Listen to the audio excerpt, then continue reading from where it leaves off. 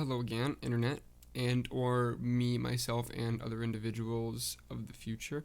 I got another few things I want to talk about today for a capsule a capsule vlog. If you're just tuning in for the first time, a capsule vlog is based on the premise of recording thoughts and feelings and ideas and or experiences throughout chapters because life is slow, but the chapters of your life are very fast.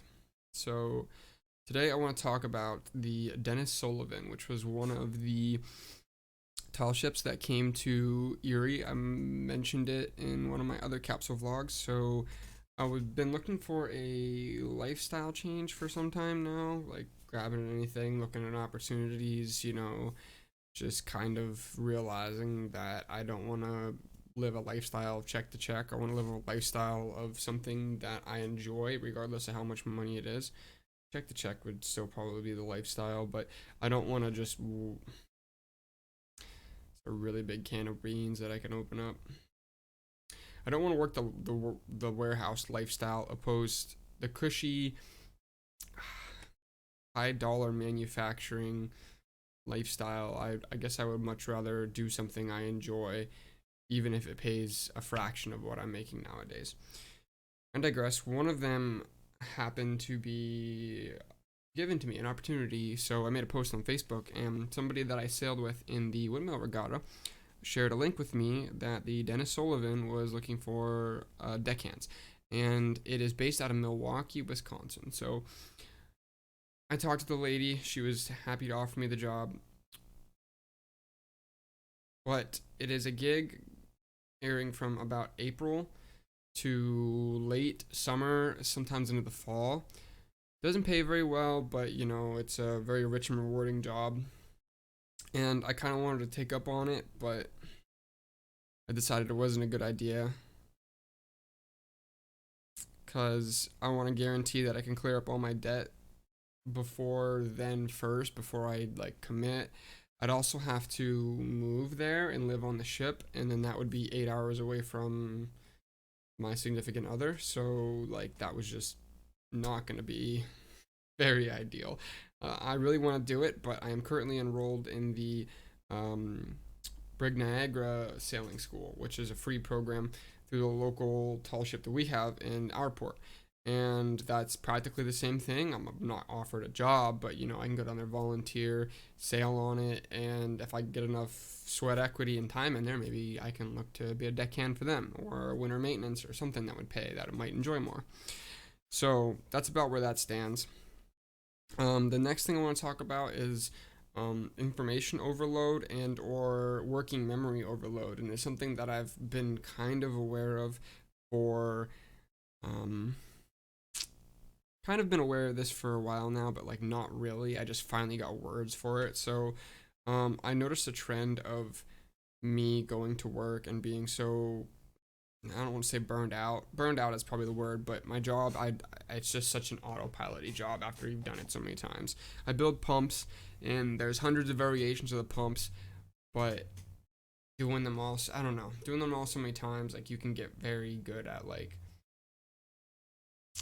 you cook a box of mac and cheese so many times, eventually you can do it while having a conversation with somebody, not even looking at the pan. You know just exactly how long until the mac and cheese is done cooking without even testing the noodles. You just get good at things. So I go into work consistently, and I'm like, all right, what am I going to listen to today? What podcast am I going to tune in today? What genre of music am I going to listen to today? What book am I going to finish today?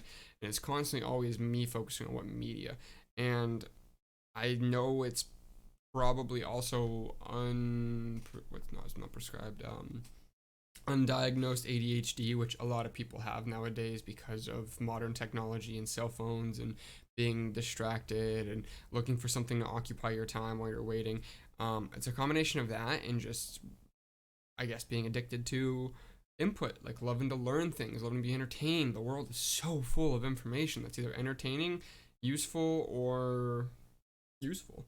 And so I oftentimes, even on nights that I would get 9 hours of sleep, which is the golden zone for me, or days where I'd go to sleep extra early, or just everything, all the stars aligned, man. Sometimes I would be like super tired at like noon, or I would get consistent days where I'd get out of work and I'm like drained, and I would have like a light day at work, like I would be doing sit down work, and I'd come home and I'm like so tired I have to take a nap.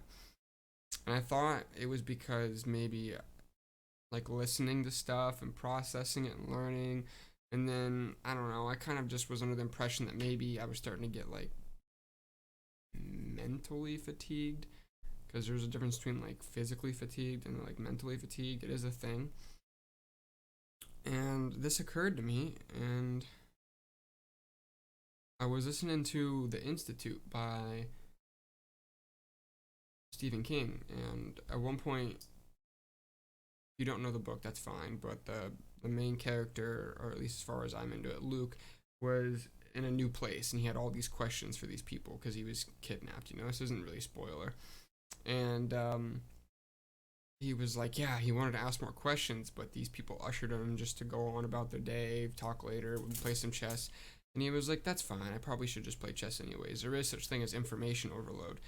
And I was like, oh, that's what it's called. And I went and Googled it, and it was like spot on, like taking in too much information and like overworking your brain on like trying to sort. And then working memory overload is your inability to like retain basically short-term memory. Your short-term memory is just trash because your brain's overworked and can't determine what needs to be stored and what doesn't need to be stored, which is why I have infrequent memory. Like I can remember some things that are unimportant and forget things that are important. So I figured out what it was. I'm gonna start by consuming half as much media. I've also decided that I was gonna cut out YouTube, a large portion of Twitch, and some of the dumber podcasts that I followed, and I would stop doing like the silly things on YouTube that I would just listen to entertain myself, like Ask Reddits and stuff. Like they mean nothing, and they just entertain you, and you retain none of the stories. They're just garbage that you listen to while you're working. So that's a working improvement. We'll see how it goes. Today is the second day of me applying that, and I want to say I'm already feeling a little bit better, but it's a small sample size. So